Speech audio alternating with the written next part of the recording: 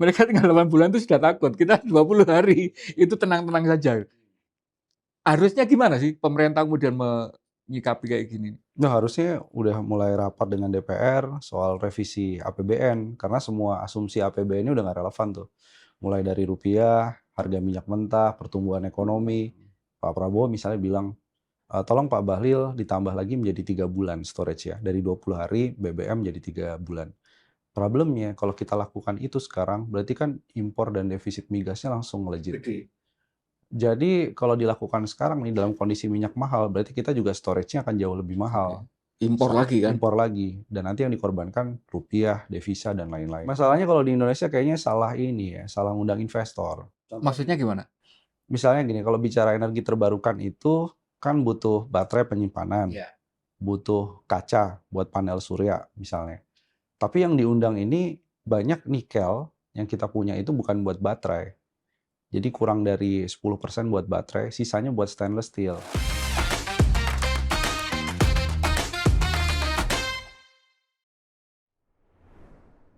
Salam Pancasila.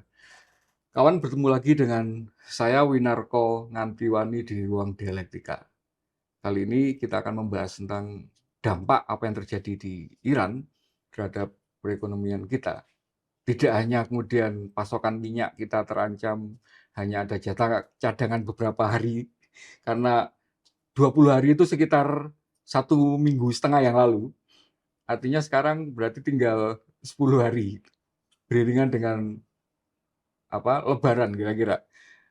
Tapi juga kemudian dampak-dampak yang lain, karena kemudian nilai tukar rupiah kita juga kemarin sempat menyentuh level psikologis, yang itu kemudian dikhawatirkan membawa dampak fiskal yang akan sangat berat sekali terhadap ekonomi. Karena itu untuk membahasnya kami mengundang untuk yang pertama kali di Ruang Dialektika ini ekonom yang rasanya yang paling banyak memberi pusing kepala dari istana, karena yang paling banyak memberi kritik dan memberi gugatan terhadap berbagai macam kebijakan ekonomi pemerintah, Bimo Yudhistira.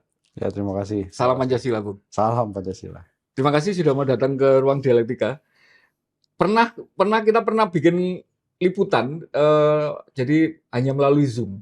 Jadi kita pernah ketemu lewat Zoom, baru sekarang.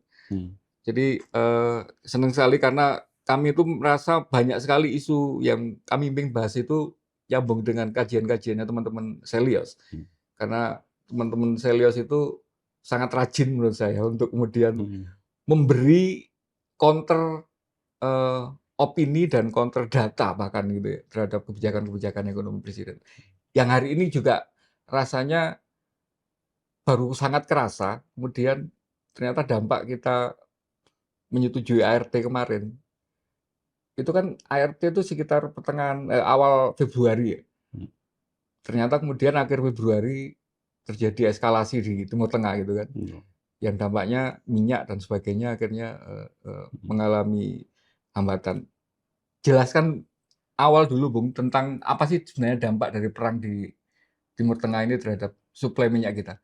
Ya, perang di Timur Tengah ini kalau dibandingkan dengan embargo tahun 1973, ini efeknya memang berkali-kali lipat lebih berbahaya. Kenapa? Karena 20% yang hari ini itu terdampak di Selat Hormuz itu. Itu pasokan dunia ya, 20% dari pasokan dunia. Dan termasuk Indonesia nih salah satu yang paling banyak beli minyaknya ya. Singapura tuh kan nggak punya minyak. Kilang aja ya. Tapi kalau nggak dari Timur Tengah, ya dari Afrika. Dari Afrika pun sebagian juga lewat Selat Hormuz. Tahun 73, efeknya itu cuma 7% gangguan suplai minyak dunia. Jadi kalau ada gangguan, negara-negara lain itu dia bisa cari dari partner-partner dagang lainnya. Untuk kali ini harus bergantung salah satunya pada kondisi di Iran. Dan proksi yang terlibat juga banyak. Ini Iran kan juga bertarung dengan negara-negara tetangga ya, meskipun terakhir statementnya kami nggak akan menyerang lah. Cuman kan pangkalan militer ada di Qatar, ada di Arab Saudi. Jadi semuanya juga akan terdampak. Qatar bahkan bilang dia akan melakukan pengurangan produksi, nggak akan melakukan ekspor. Banyak negara sekarang kelimpungan untuk mencari pasokannya. Jadi bukan hanya soal harga, yang kemarin sempat naik hampir $120 per barel, tapi pasokannya juga ya. Pasokannya ada apa enggak? Karena kalau tahun 73 kan kita posisinya masih net eksportir kan, kita anggota OPEC aktif OPEC, saat itu gitu ya. betul. Tapi per hari ini kan kita Importir. sudah net importer gitu. Hmm. Dampak itu kemudian berapa besar sih yang akan membebani APBN kita? Kemarin kan sudah sempat 2 hari yang lalu itu kenaikannya sampai 120, hampir 120 Iya. per barrel gitu ya. Hari ini memang sempat turun, tapi itu kan sudah jauh meningkat dari asumsi APBN. Apa nanti dampaknya kalau itu harga ini nggak kembali ke asumsi APBN? Iya, jadi pertanyaannya adalah seberapa persisten. Jadi kalau dia lama, misalnya lebih dari 1 bulan, meskipun ya di bawah $90 per barel, tapi lebih tinggi daripada asumsi APBN, kita hitung sih sekitar 340 triliun rupiah tambahan dari defisit anggarannya. Jadi udah pasti lebih dari 3% dari APBN. Ini kalau tetap harga minyaknya terlalu tinggi. Sebentar, persisten tadi itu 1 bulan ya ukurannya? Persisten tuh terus bertahan di atas 90 sampai $100 per barel itu selama 1 bulan. Itu kan terhitung sejak awal Februari, akhir Februari kemarin kan mulai itu. Berarti kan sekarang sudah tanggal 11 kita tapping, berarti sudah berjalan 11 hari. Ya, sudah mulai terasa. Jangankan Indonesia, tapi di negara lain juga sudah banyak yang udah sekolah diliburin, ada yang restoran juga ditutup dulu, ada yang jam kerjanya cuma 4 hari kayak di Filipina. Itu sebenarnya untuk mengurangi impor dari energi tadi. Kebutuhan untuk konsumsi BBM-nya ya. Iya. Nah, itu kalau istilahnya asumsi terburuknya ada peningkatan defisit tadi. Kita kan punya undang-undang yang membatasi defisit kita maksimal 3%. Kalau hitungannya teman-teman saya lihat jadinya berapa kalau harus memberi tambahan subsidi berapa? 340 triliun tadi. Itu bisa 3,2 sampai 3,6%. 3,6%. Ya, tergantung rata-rata harga minyak sampai akhir tahun memang. Cuman masalahnya kan Pertamina-nya, PLN-nya, dia harus dapat kompensasi dan subsidi. Jadi kalau itu nggak dijaga ya jebol. Sudah melampaui Undang-Undang Keuangan Negara 2003 tuh. Jebolnya 2 tuh bisa. Jebolnya adalah dari sisi defisitnya di atas 3%, tapi juga rasio utangnya. Rasio utang kan dibatasi 60%. Sekarang sekitar 40%. Tapi nanti kalau defisitnya makin lebar, berarti butuh utang jauh lebih banyak. Bisa naik tuh di atas 60%. Belum kemudian kemarin kita sudah defisit penerimaan negara, ketambahan ini tadi. Oh itu penerimaan negara menarik kan sebagian besar ijon. Jadi ada surplus Bank Indonesia yang harusnya diaudit dulu, baru surplusnya itu masuk ke Kementerian Keuangan. Ini udah diambil dulu tahun 2025 kemarin. Artinya mestinya lebih gede lagi. Oh iya, harusnya 2025 kemarin sudah 3,2% defisitnya, bukan 2,9%. Banyak yang ditarik ke depan. Negara-negara lain kemudian mereaksinya dengan berbagai macam upaya konkret ya pengetatan. Kita kok rasanya kok tenang-tenang aja pemerintah ini. Kemarin waktu Bahlil Menteri SDM menyatakan kita defisitnya itu 20, itu saya memperhatikan bahasanya. Kita masih punya 20 hari. Hanya 2 hari kemudian di Jepang itu lagi rame karena kemudian mereka ketakutan karena mereka cadangannya itu tinggal 8 bulan. Mereka tinggal 8 bulan itu sudah takut. Kita 20 hari itu tenang-tenang saja. Harusnya gimana sih pemerintah kemudian menyikapi kayak gini? Nah, harusnya udah mulai rapat dengan DPR soal revisi APBN, karena semua asumsi APBN ini udah nggak relevan tuh. Mulai dari rupiah, harga minyak mentah, pertumbuhan ekonomi. Ini kan harus digeser semua. Harus ada realokasi anggaran besar-besaran. Satu lagi itu harusnya udah ada paket kebijakan. Jadi minggu-minggu setelah perang Iran ini sudah harus membahas, misalnya adalah bantuan subsidi upah, berbagai macam stimulan-stimulan gitu ya. Ini kan kecil sekali, kalau nggak salah stimulus itu cuma difokuskan waktu Ramadan Lebaran tuh 11 triliun, diskon tarif tol, diskon tiket pesawat. Cuman bukan itu sih. Kalau di negara lain ya tadi, Jepang itu 294 hari storage BBM-nya. Tapi 294 hari mereka aja udah mulai bahas rapat soal paket kebijakan, meskipun ada 100 gigawatt panel surya. Jadi rumah-rumah di Jepang itu udah biasa punya panel surya untuk backup. Begitu ada blackout, mereka udah siap dengan energi terbarukan. Jadi di switch gitu ya. Nah Indonesia kan tadi 20 hari, tanker 2 itu kemarin keganggu di Selat Hormuz, ada tanker yang namanya Prima. Jadi ini memang belum dikonfirmasi punyanya siapa. Tapi ada tanker Prima itu Ketahan juga di sana. bukan ketahan, diserang drone sama Iran. Tenggelam nggak? Ya, eh, kemungkinan besar kebakaran. Oke. Tapi itu mengganggu juga kontrak yang mau ke negara manapun, dia sudah ACC tanda tangan, ternyata keganggu di Hormuz. Jadi kita tuh ngelihat sangat santai banget ya, Indonesia tuh ngerespon dari sisi kebijakan itu. Jadi lebih ke arah tenang masyarakat, jangan panik buying, stok masih ada. Tapi sebenarnya nggak ada kebijakan yang dilakukan dengan cepat. Kalau itu memang benar-benar persisten terjadi dari dan kelangkaan itu, nanti kita itu ngambil dari mana? Kita kan, oke, kita memang masih memproduksi kan sekitar 700.000 per barel per hari. Tapi kan konsumsinya kita masih butuh 500 sampai 600.000. Itu kalau benar-benar itu eskalasi itu nggak selesai, itu kita bisa ngambil dari mana pasokan itu? Yang jelas kalau dari geser dari Timur Tengah bukan pilihan yang bagus karena itu setelah dihitung-hitung selisihnya 2 sampai 6 dolar per barel lebih mahal daripada Timur Tengah. Dan mereka juga pakai acuan harga internasional. Jadi begitu nyampe ke Indonesia itu perlu dikilang lagi, perlu disesuaikan dengan jenis BBM kita. Jadi artinya memang enggak. Pilihan lainnya ya muter jauh dari Timur Tengah masih atau dari Afrika bagian utara dan tengah, tapi dia harus memutar jauh. Ini masalahnya harga minyak misalnya tadi ya, oke katakanlah 100 dolar per barel. Itu harus dihitung asuransi yang naik sampai 11 sampai 12 kali lipat. Karena krisis itu ya, Ya, ada resiko lebih gede gitu ya. ya logistiknya memutar. Kalau katakanlah harganya sama ya dengan minyak dari Timur Tengah. Sama-sama 80 sampai 100 dolar per barel. Tapi butuh waktu 14 hari lebih lama. Berarti ongkos logistiknya jauh lebih mahal sampai ke Indonesia. Iya. Memang solusi terbaiknya sih Tetap dari sana. harus swasembada energi itu. Ya itu kan kita masih sangat jauh. Oke, Ya. jelaskan kenapa kemudian kita itu susah sekali melakukan swasembada energi. Kesadaran bahwa kita itu sudah bukan lagi anggota OPEC efektif gitu ya. Dan kenapa saya sampai sekarang itu masih bingung, kenapa kok masih menjadi anggota OPEC ketika nama organisasinya aja itu kan organisasi negara-negara pengekspor minyak gitu kan. Ya, Nah, kita sudah net impor gimana? Itu kenapa kita itu sulit sekali melakukan swasembada energi itu?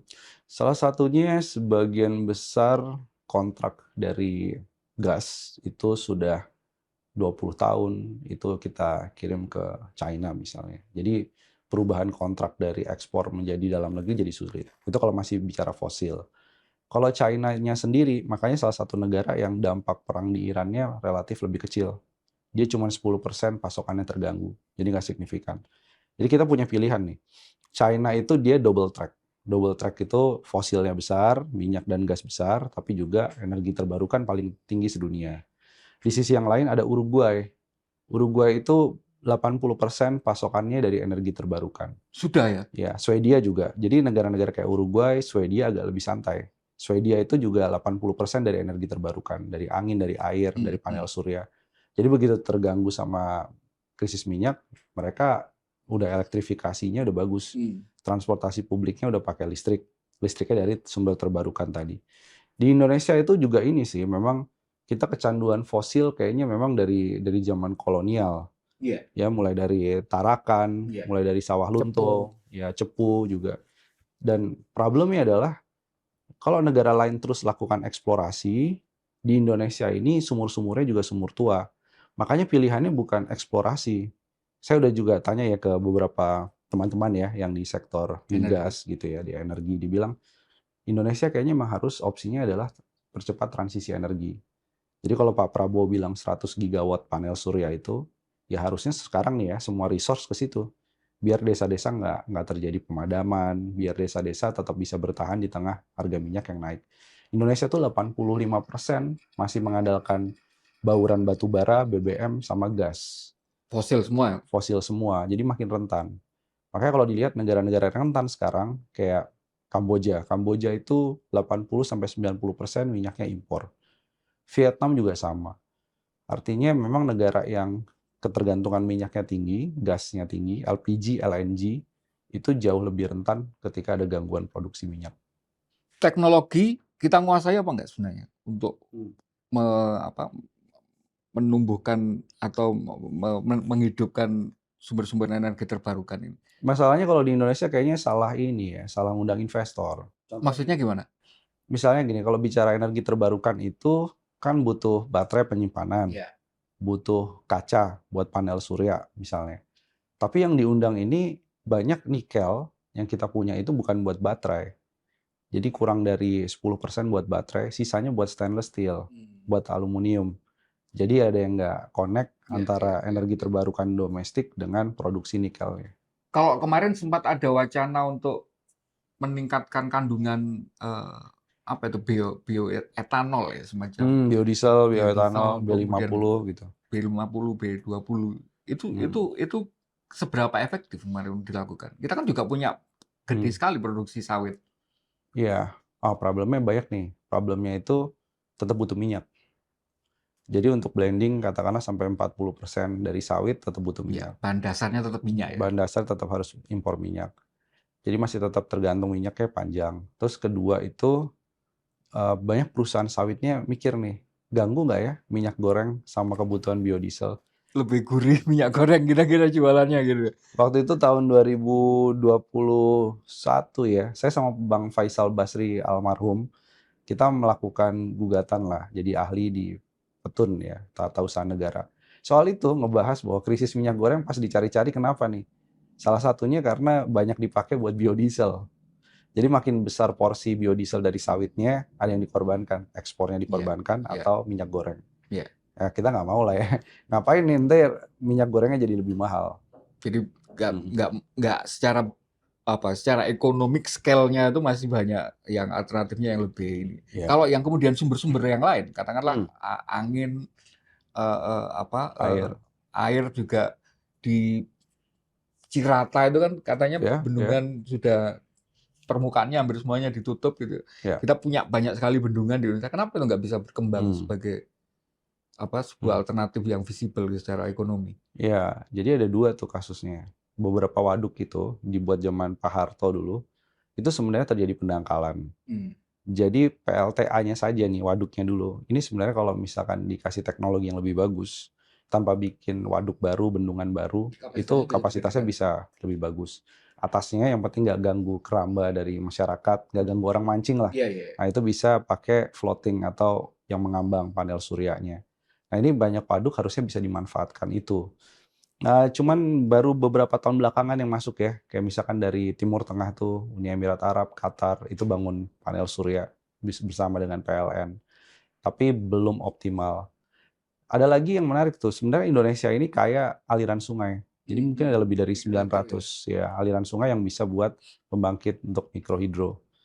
Angin pun juga, angin di daerah timur, daerah dari Flores, kemudian daerah Sidrap ya Sulawesi, itu anginnya cocok.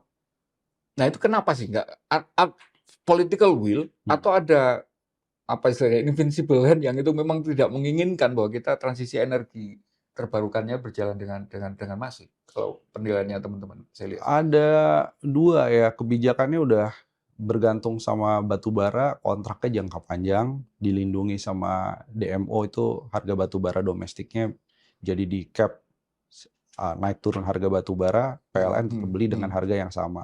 Satu lagi memang ini sih, dari sisi pembangkit listriknya udah jangka panjang juga kita punya kontrak. Nah ini kontraknya nggak pernah dibuka juga kepada publik. Jadi nggak mungkin kita ganti gitu ya pembangkitnya. Kemarin udah dicoba di Cirebon 1 untuk melakukan pemensiunan PLTU batubara. Karena warga sekitar kan juga, aduh ini kapan PLTU dipensiunkan. Dampak lingkungannya, dampak kesehatannya kan. Ternyata pejabatnya juga takut dipenjara. Padahal kalau ngelakuin infrastruktur yang lain kayaknya nggak juga.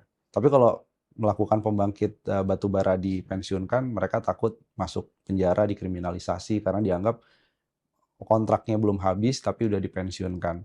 Jadi hal-hal begitu menurut saya sih nggak make sense nih. Ini mau melindungi aja pengusaha dari sektor batubara gitu kan. Batubara kita juga aneh sebenarnya. Kalau yang kalorinya tinggi, itu makin jauh ke hutan masuknya. Biaya logistiknya jauh lebih mahal. Haulingnya lebih mahal. Haulingnya lebih mahal. Gitu. Semua orang udah pada paham ke sana. Cina dan India juga udah mulai mengurangi permintaan batubara yang kalorinya rendah. Jadi kalau Indonesia ekspor pun agak susah sebenarnya. Nah kita mau ngabisin batu bara yang kalorinya rendah buat pembangkit dalam negeri. Itu yang jadi masalah. Jadi masih ada semacam apa godaan untuk secara ekonomi lebih gampang, secara apa resources lebih menguntungkan gitu. Ya padahal mahal juga sebenarnya karena disubsidi gede-gedean juga. Iya, karena kan kemudian mungkin dibandingkan dengan biaya investasi mereka untuk Ya, kemarin eksplorasi itu lebih gede gitu kan. ya. Oke, kembali ke kemudian kondisi keterancaman kondisi minyak ini tadi. Kalau ngomong cadangan minyak kita itu berapa lama bertahan? Wow, sekarang sih berat ya. Sekarang nih mau pakai EOR, Enhanced Oil Recovery, sisa-sisa ya. Fracking itu ya. Fracking. Itu makin lama untuk mempertahankan produksi, mempertahankan aja, itu biayanya langsung naik. Jadi kalau kita lihat grafisnya, itu antara mempertahankan produksi dengan biaya investasi teknologi tadi, itu banyak nggak worth it. Jadi ada yang nyari sampai ke luar negeri. Nah, cuman kalau kasusnya Bukaren itu banyak bikin trauma tuh teman-teman di dalam Pertamina tuh. Karena ngelihat begitu dia dapat blok di luar negeri, meskipun punya Pertamina juga, cuman dianggap bisa merugikan keuangan negara karena harus melakukan impor. Jadi kita kalau masih bicara soal minyak dan gas ini agak membingungkan. Jadi Pertaminanya disuruh apa sebenarnya? Kalau disuruh tadi untuk di dalam negeri untuk sumur-sumur tua di recovery, biayanya nggak masuk. Karena kemudian nyambung dengan pernyataannya Menteri Bahlil waktu mengumumkan cadangan itu kan juga ditanyakan, kenapa sih kita nggak bisa lebih lama untuk menyimpan storage itu? Karena ternyata memang kapasitasnya nggak ada gitu untuk itu kan juga menjadi pertanyaan yang lagi-lagi pertanyaan kayak perennial masalah mulai dari kasus petrol di Singapura dulu itu pertanyaan kenapa kita tidak punya kapasitas kilang-kilang yang gede untuk kemudian storage-nya lebih lama gitu. Itu apa sebenarnya penyebabnya, Bung? Iya, ini saya juga nggak setuju dengan Pak Prabowo misalnya bilang, tolong Pak Bahlil ditambah lagi menjadi 3 bulan storage ya, dari 20 hari BBM jadi 3 bulan. Problemnya kalau kita lakukan itu sekarang, berarti kan impor dan defisit migasnya langsung melejit. Jadi kalau dilakukan sekarang nih dalam kondisi minyak mahal, berarti kita juga storage-nya akan jauh lebih mahal. Impor lagi kan? Impor lagi. Dan nanti yang dikorbankan rupiah, devisa, dan lain-lain. Jadi menurut saya sih pilihan untuk menambah storage itu bukan perkara hanya soal lahan yang nggak ada ya, tapi memang biayanya jadi sangat mahal. Iya. Gitu. Dan pasokannya juga belum selesai kan untuk menyelesaikan ini bagaimana biar lebih sustainable tadi itu ya. Yeah. Oke. Kalau misalnya itu ternyata tidak bisa diperpanjang, per hari ini itu kan konflik itu belum selesai. Kalau ini benar-benar terjadi berlangsung berkepanjangan gitu ya, dan harga nggak kembali. Dampaknya kekhawatiran kemarin kita ada katanya terancam untuk default bayar utang dan sebagainya itu seperti apa? Ya. Saya lihat sebenarnya semua udah memberikan warning, tapi bulan Juli 2026 ini adalah bulan penentuan. Jadi kenapa bulan Juli? Disebut sebagai tesis Juli. Karena kemarin sudah beruntun ya, mulai dari Moody's, itu lembaga rating, kemudian Fitch. Nah, kedepannya ini adalah yang ditunggu Standard & Poor's. Dan Standard & Poor's ini salah satu lembaga rating sebenarnya paling konservatif. Problemnya, Standard & Poor's belum ngeluarin rating, karena memang bulan Juli jadwalnya, kalau tahun lalu. Tapi dia udah ngasih warning salah satu analisnya. Kalau nggak ada perubahan soal fiskal, MBG, Kopdes, ngikutin standar yang lain, tata kelola Danantara, transparansi Danantaranya nggak oke, maka Juli kemungkinan besar akan terjadi bukan hanya outlook-nya berubah, tapi bisa downgrade.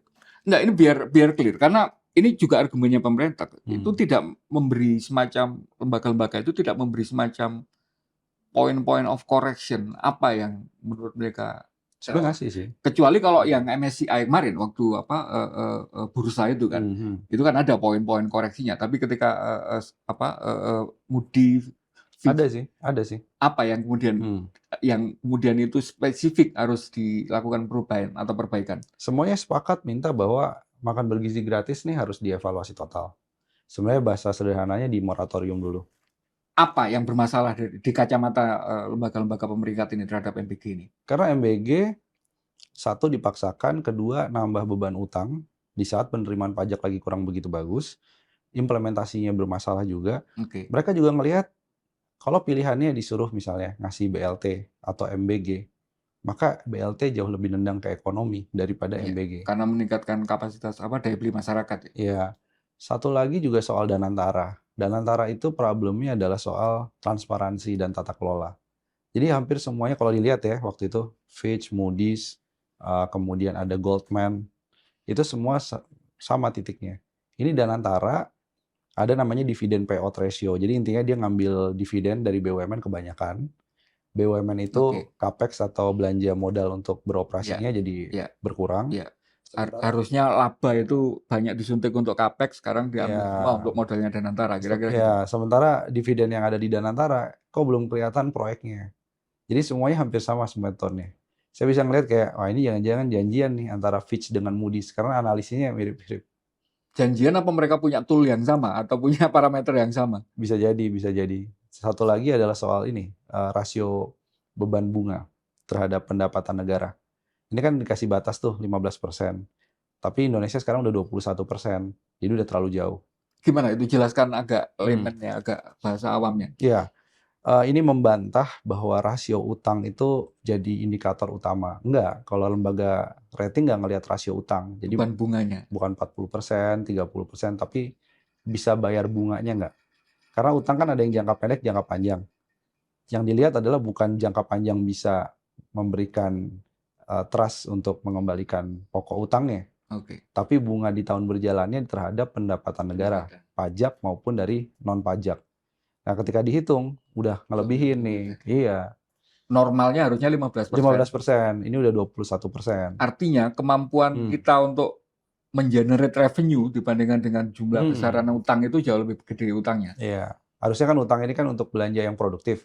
Gaji lo pas-pasan gitu, Ah, pengeluarannya tetap digenjot kira-kira gitu. ya, jadi kalau saya utang bilangnya mau bikin jalan gitu ya, kan harusnya jalan itu nanti menghasilkan penerimaan pajak lewat aktivitas ekonomi.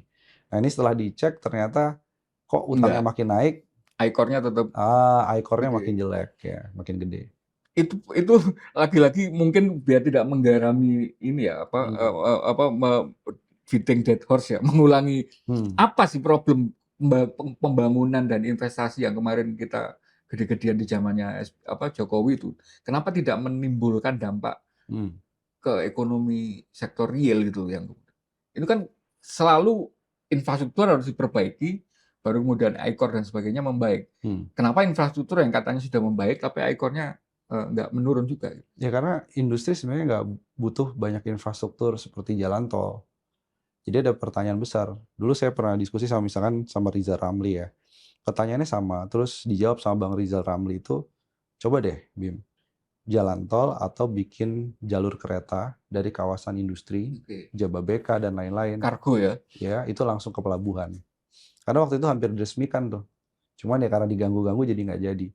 Kalau dari segi biaya logistik, kan semua infrastruktur tuh tujuannya menurunkan biaya logistik dan juga aksesibilitas untuk ekspor, untuk impor.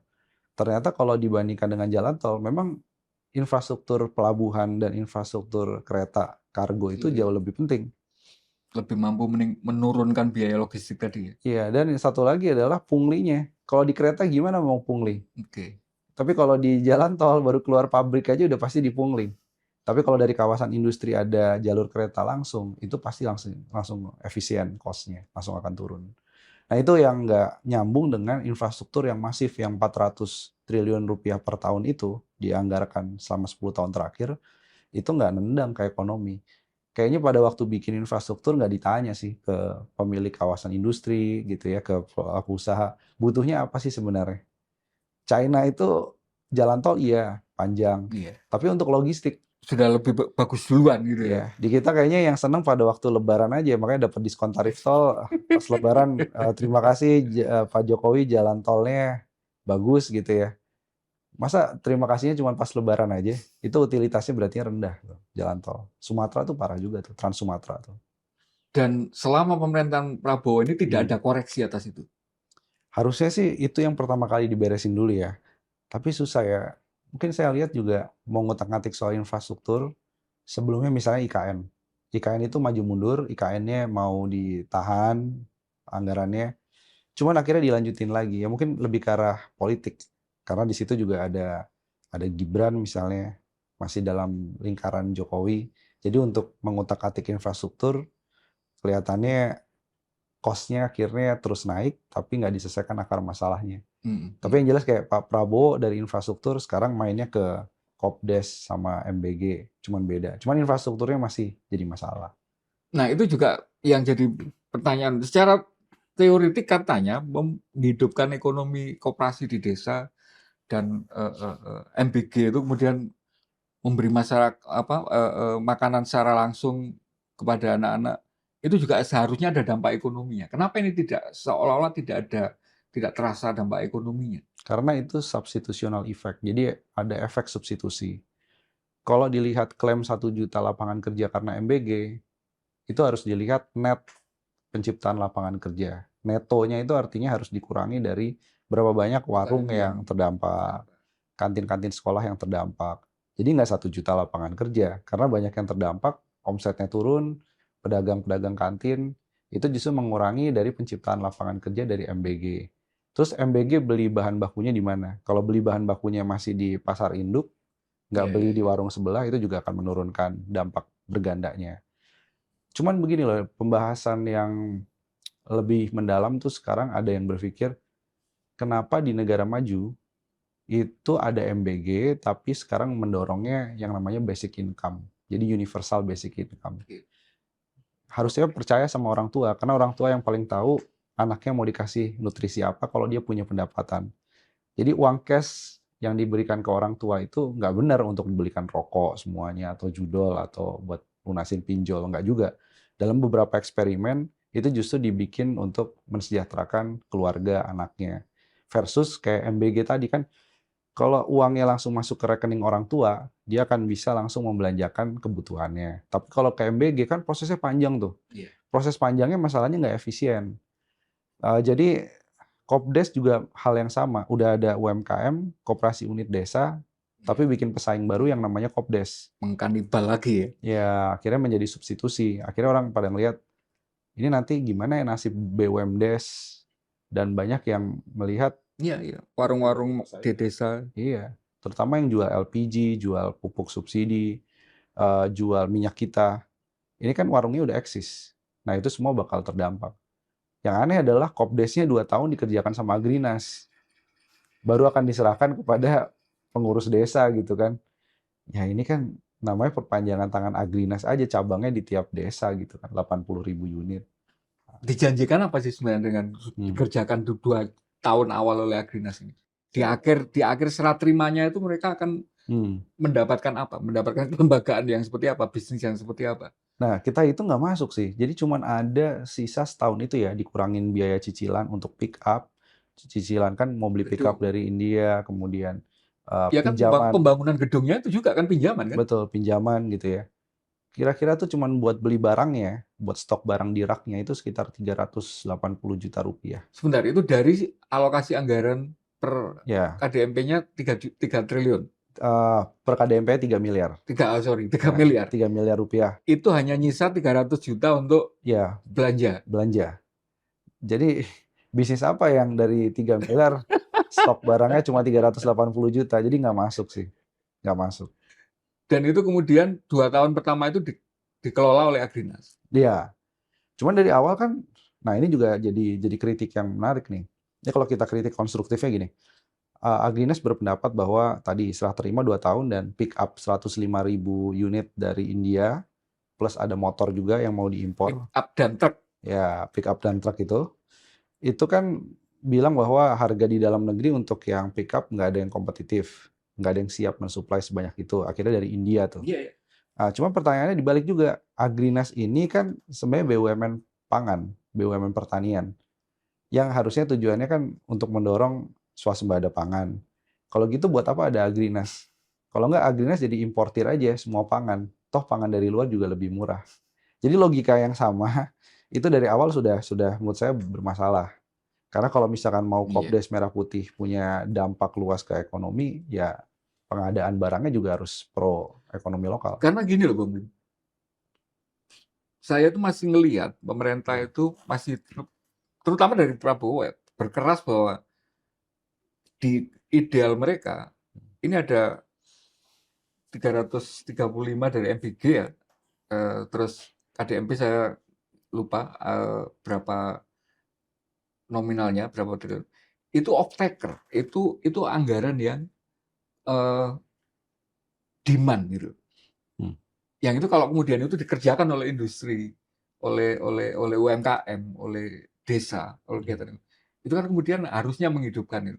Tapi kenapa semuanya kemudian seolah-olah di aspek pelaksanaannya itu tidak ada yang memastikan bahwa ya memang pelaksanaan kegiatannya itu off taker ini sebagai pasar ini itu kemudian dikerjakan dipasok oleh industri atau kegiatan ekonomi yang ada di lapangan itu di desa atau di masyarakat. Kalau misalnya ngomong industri apa karoseri ya, saya tahu persis karena saya itu bismania gitu ya, sehingga tahu persis kalau kapasitas karoseri-karoseri di Indonesia itu tuh secara kualitas bagus sekali. Demand-nya memang yang nggak segede itu selama ini gitu. Nah, itu apa yang membuat selalu ada semacam disonansi antara apa yang dimaui oleh presiden dengan pelaksanaannya? Ya, satu pertanyaannya, kalau sudah ada penyimpangan gitu dalam pelaksanaan, presiden negur apa enggak? Dapat informasi apa enggak? Menurut Bung Bima, presiden dapat nggak itu? Kayaknya nggak dapat informasi itu dari lapangan. Atau ya tone deaf ya, artinya terus jalan meskipun dikritik sana sini. Cuma saya ngeliat sih gini, ada dua persoalannya, apakah konsepnya bermasalah atau pelaksanaannya bermasalah atau dua-duanya. Nah, setelah dicari tahu, Dua-duanya. ternyata dua-duanya. Satu pengennya cepat, jadi model komando. Kayak MBG pengelaksananya adalah militer, kemudian kepolisian, sisanya adalah ada swasta. Nggak bisa saya bilang, saya juga ini waktu beberapa kali diundang misalnya di Lemhanas, kemudian di Sesko gitu ya. Saya bilang, Pak, ya Bapak-Bapak perwira tinggi ini, kalau suatu saat urusan-urusan yang sipil hanya karena ingin cepat, itu dikerjakan oleh sampean-sampean bapak-bapak ini, maka nanti saya khawatir begitu ada perang dunia ketiga kita training decay namanya. Jadi skill combat-nya turun, pertahanan negaranya justru turun. Karena lebih terlatih ngurusi Nah, koperasi. iya. Dan juga dapur, nanti jadi ukuran tahu dan ukuran tempe. Tapi kita butuh, nah saya bilang gitu, kita butuh untuk pertahanan nasional yang lebih bagus. Tapi untuk urusan ini kita belum ngomong soal inefisiensi, kita belum ngomong soal praktek yang indikasi nanti bisa ke korupsi dan lain-lain. Jangan itu dulu. Cuman sebagai pertahanan itu nggak cocok lah untuk mengurusi hal-hal yang sebenarnya sipil bisa lakukan. Kalau ekonomi kan ngelihatnya, kalau Rp1 dikasih, ini berapa banyak serapan tenaga kerja dan warung-warung yang hidup. Pasti. Nah, cuman sebelum dari situ, dari sisi pertahanannya dulu, kita butuh industri ini maju kalau pertahanan nasionalnya kuat. Jadi nggak boleh, harus ada ruang yang berbeda antara ruang menjaga pertahanan dengan ruang ekonomi. Kalau dua ini dipaksa beririsan, ya hasilnya kayak sekarang. Anggarannya besar, maunya cepat, tapi saya agak kasihan gitu ya, beberapa yang akhirnya jadi mandor gitu. Untuk bangun Kopdes Merah Putih, dia selfie berapa hari itu untuk Pak lapor batanya udah sampai segini. Wah, saya bilang kalau di negara-negara lain gitu ya, Tentara latihannya ya militer belajar mengendalikan drone apa belajar ini gitu ya. Iya gitu, lebih serius. Itu menurut saya sih kasihan ya. Saya lebih ke arah bukan gimana ya, bukan kemudian mengkritik keras dalam konteks udahlah militer kemudian kembali ke barak secara total, nggak, bukan begitu. Tapi militer justru harus punya fungsi dan juga teknologi yang lebih mutakhir dari sisi militernya, sehingga memang bisnis UMKM itu nyaman dan tenang dalam berbisnis, karena merasa Indonesia kedaulatannya ada yang menjaga. Tapi kalau sudah offside kemana-mana, akhirnya nanti begitu dibutuhkan, nah kita nggak siap. Karena saya melihat salah satu rasionalnya yang dipakai itu, ini nanti kalau tidak, ya tadi kalau tidak ditangani militer nggak bisa cepat program itu, nggak bisa terwujud dengan sesuai dengan ketentuannya presiden. Dan kalau itu sudah terwujud beneran, bayangan saya ini, itu mereka akan membayangkan ada semacam ini akan diserahkan ke mekanisme yang sebenarnya gitu. Padahal kan mestinya ya enggak bisa seperti itu kan ini. Yeah. Tapi problemnya kan kemudian ini seolah-olah hari ini ngomong ekonomi itu kan menjadi kayak semacam keris saktinya presiden gitu untuk kebijakan. Itu menurut Bung Bimo apa istilahnya? Lagi-lagi kita yang nggak ngerti maksudnya presiden atau memang ada salah kaprah yang parah terkait dengan gimana sih cara meningkatkan, gimana sih cara menghidupkan ekonomi. Ya, saya pikir Pak Presiden ini kalau coba diterjemahkan ya, satu di tengah kondisi perang dan geopolitik yang dinamis, maka yang kedua membutuhkan pertumbuhan ekonomi yang tinggi. Persis. Nah ini yang mungkin konteks yang Pak Prabowo selalu bilang. Oke, doktrinnya apa? Salah satu doktrinnya itu adalah perang semesta.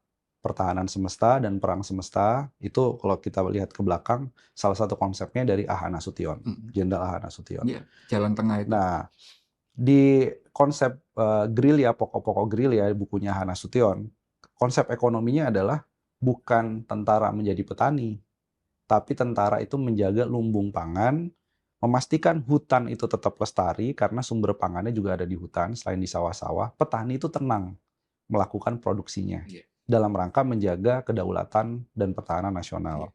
Nah sekarang ini kok agak buram di situnya. Jadi dalam konteks mereka yang menjadi pelaku ya. Jadi distorsinya menjadi distorsi di pasar, distorsi produksinya juga. Nah menurut saya sih kalau begini konsepnya sih ya akan berat, dua-duanya nggak akan tercapai. Pertahanan nasionalnya itu juga nggak tercapai. Kemudian petani akan ngelihat kok kerjaan saya diganti. Kerjaan ahli gizi kok juga diganti. Kerjaan untuk mandor bangunan, untuk bangun Kopdes Merah Putih juga diganti misalnya. Menurut saya sih dua-duanya jadi nggak dapat. Pertumbuhan tingginya jadi nggak dapat. Tapi pertahanan semestanya itu juga menjadi nggak dapat 2 poin ini. Nah kita sebenarnya di dalam berbagai forum udah mengingatkan berkali-kali. Nah, cuman ya jalan terus. Ya. Iya makanya itu saya sampai sekarang itu herannya tuh gini. Ini lagi-lagi kekehan presiden itu. Apakah karena dia melihat ada yang kita semuanya itu tidak paham gitu ya, ada di konsepsinya dia atau yang dilakukan ini akan meningkatkan ekonomi karena dari berbagai macam forum. Ya selain program-program MBG sama KDMP itu dan antara tentu saja gitu. Tapi tadi Bung Bima juga sudah menyampaikan beberapa kritiknya terhadap dan antara itu sendiri. Ini menjadi motor pertumbuhan ekonomi. Per hari ini kita masih baru memasuki 3 bulan pertama. Itu kan kayak beban ekonomi sudah demikian berat. Ya. Apa yang kemudian dalam tanda petik bisa menjadi semacam harapan ya, program yang itu bisa kita lihat sebagai sebuah, kita bisa harapkan bersama sebagai terobosan untuk perbaikan ekonomi Indonesia ini. Di titik ini ada nggak sebenarnya? Saya masih ngelihat sebenarnya yang dampak bergandanya besar ke ekonomi itu 3 juta rumah. Itu bisa 150 subsektor. Kaca, apalagi ya, semua genteng ya. Semen ya. Ya tenaga kerja juga kan? Tenaga kerja juga. Jadi semuanya akan terdorong dengan adanya 3 juta rumah. Tapi itu kan justru malah nggak terlalu populer kan dibandingkan KDMP, dibandingkan. Nah, itu dia tuh. Kenapa yang justru swasta terlibat ya, koperasi perumahan juga bisa terlibat.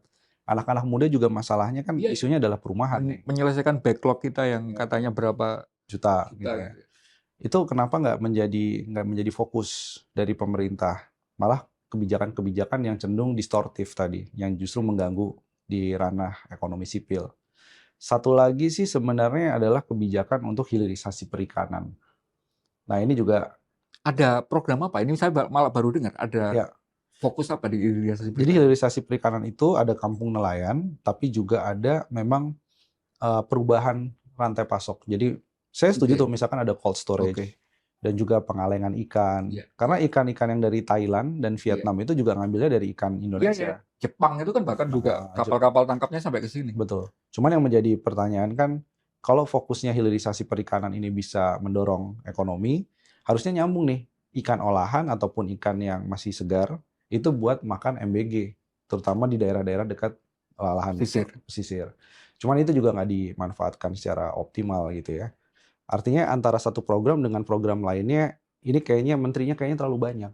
Makanya salah satu kalau kita lihat apa sih sebenarnya solusi final untuk bisa mencegah fiskal kita melebar defisitnya. Jadi anggaran dari mana? Kalau saya sih langsung aja, nomenklatur kementerian lembaganya disusutkan lagi. Itu ada penghematan birokrasi. Karena pemerintah daerah sudah dihemat, banyak yang sudah dihemat. Nah, dana desa juga sudah dihemat 58%-nya. Nah, sekarang Mana lagi gitu. apalagi pendidikan juga sudah dihemat untuk MBG 223 triliun, maka mana lagi? Ya harus dislimkan. Jadi antara menteri program satu dengan program lain itu nyambung. Jadi seolah kita ngomong MBG dengan Kopdes, apa nyambungnya? 3 juta rumah dengan Kopdes Merah Putih, apa nyambungnya? Iya. Hilirisasi perikanan dengan MBG. Seolah ini nggak nyambung. Jadi benang merahnya nggak ada ya karena menterinya kebanyakan. Menterinya kebanyakan apa terlalu banyak komponen partai di situ sehingga nggak bisa nyambung. Ya harusnya kalau misalkan komando sekalian kan. Nah, kayak Vietnam tuh dia justru yang dilakukan ketika ekonomi kurang bagus, jumlah kementerian lembaganya dipangkas. Tentu saja sebuah saran yang pasti akan sangat complicated aplikasinya karena mereka pun katanya per hari ini itu masih ada portofolio menteri-menteri baru ini yang belum selesai nomenklaturnya gitu. Karena kantornya masih belum ini, anggarannya masih belum. Tapi saya akan menutupnya dengan menghubungkan dengan ART ini. Ya. Ini kan juga seolah-olah kemarin itu lagi-lagi saya itu agak beberapa waktu belakangan itu agak mencoba memberi semacam positive thinking ke pidato-pidatonya Prabowo, tapi yang di luar. Saya mengamati benar bagaimana pidatonya di Davos, saya mengamati di pidatonya pasca penandatanganan itu. Itu lagi-lagi juga ART itu diposisikan presiden merasa itu juga semacam terobosan untuk perbaikan ekonomi. Tapi kan kemudian Bung Bima dan banyak pengamat kita juga itu melihat bahwa ART ini benar-benar sebuah kesepakatan yang rugi kita kan gitu kan. Apa problem dari ART ini? Ya memang ART harus di stop, jangan sampai diratifikasi karena di dalam ART itu banyak sekali tuntutan yang sebenarnya memberatkan Indonesia. Memang perjanjian dagang ini kan harusnya dia mutual agreement, harus saling resiprokal itu kan. Namanya resiprokal itu kan saling menguntungkan ya. Cuman sebenarnya yang kita belum mainkan adalah dua kartu as. Kartu as yang pertama adalah BRICS, bahwa Indonesia kalau nggak sama negara BRICS siap menjadi mitra.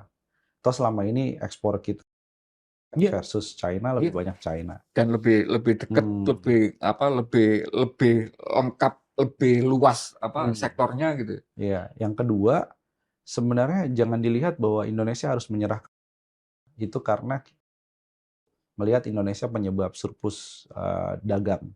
Jadi Indonesia atau menyebabkan defisit perdagangan yang sangat besar bagi Amerika. Tapi kalau kita lihat teknologi kita, data, sistem keuangan, semuanya dari Amerika.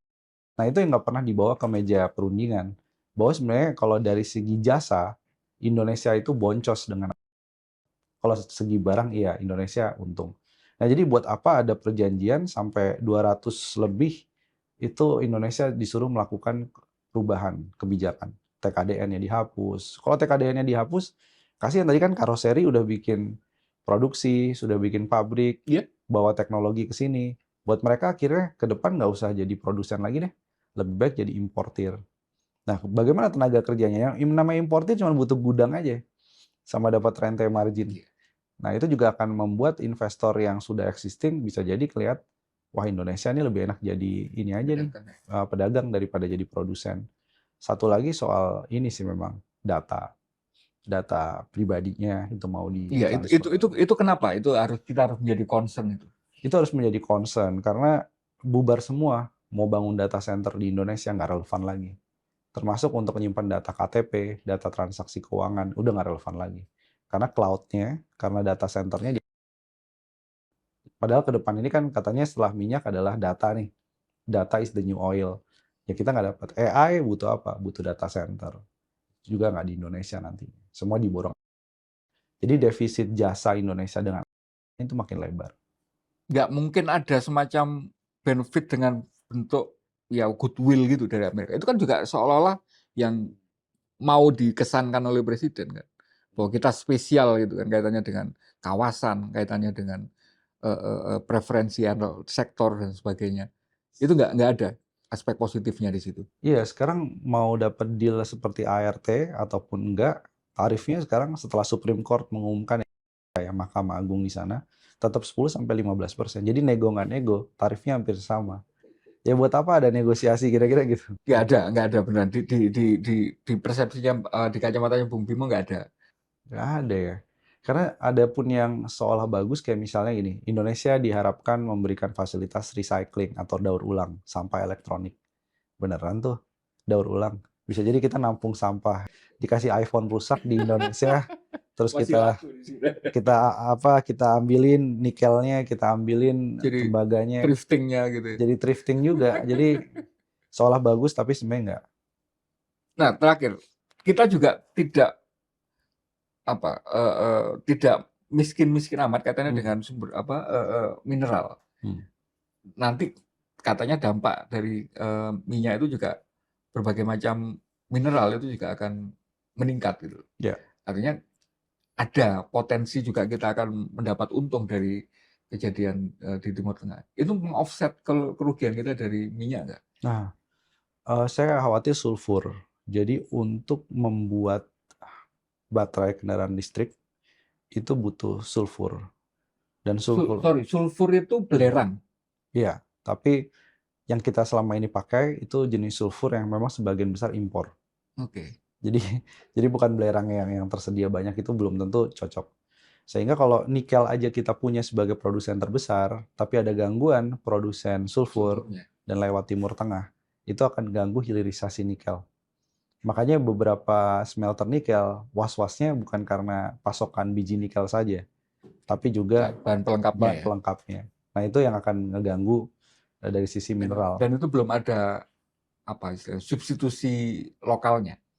Belum cukup. Yang kedua juga kalau ada gangguan Timur Tengah, misalnya untuk mengirimkan produk hilirisasi akhir, baterai dan lain-lain, atau buat data center pasti terganggu juga ekspor ya kan. Jadi banyak komponen yang akan terganggu kalau krisis di Selat Hormuznya nggak selesai. Kalau komoditas kita nggak bakal ada windfall juga dari.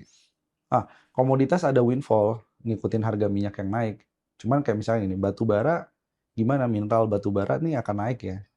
Harganya emang naik, tapi ongkos produksi dan asuransinya juga akan naik juga gitu. Jadi kalau dari APBN ada windfall, tapi defisit tetap akan lebih lebar.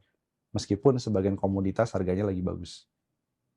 Krisis yang kemudian akan dirasakan secara langsung oleh masyarakat apa dalam waktu dekat ini? BBM ya, kalau dibilang Lebaran nggak akan ada kenaikan harga BBM, pasca Lebaran gimana? Tidak ada Nggak ada jaminan. upaya untuk ini juga meyakinkan ke publik bahwa nggak perlu menimbun dan sebagainya itu nggak ada. Iya, kecuali bilang gini ya, bahwa subsidi energi akan dijaga, kalau dana MBG dan Kopdes Merah Putih plus IKN dikurangi, digeser ke subsidi energi. Itu mungkin masyarakat agak tenang ya. Karena rasanya kemarin bahkan Menteri Purbaya pun juga semacam sudah menyiapkan disclaimer gitu untuk mungkin untuk dirubah. Tapi sejauh ini itu belum ada kemungkinan. Belum ada. APBN perubahan belum dibahas. Belum dibahas. Ya. Bung Bima, terima kasih banyak. Sama-sama. Sangat banyak yang bisa kita gali, kita perdalam, tapi saya khawatirnya jadi nggak fokus gitu, karena tadi mau ngomong tentang hanya dampak Timur Tengah.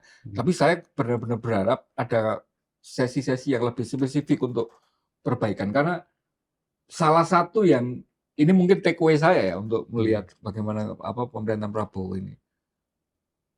Ada karakter yang kalau istilahnya Bung Karno ke Pak Harto itu kopik, dia itu keras kepala, dia itu nggak mau dikoreksi dalam posisi per hari ini apapun program, diberi koreksi, bukan koreksi, maaf, tidak ada, kalau mau mengkoreksi ada perbaikan, ada saran perbaikannya gitu. Tapi kalau hanya ngomong itu bermasalah, itu dianggap tidak mendukung gitu. Nah itu sangat bermasalah kan sebenarnya kalau masyarakat demokratis itu. Betul.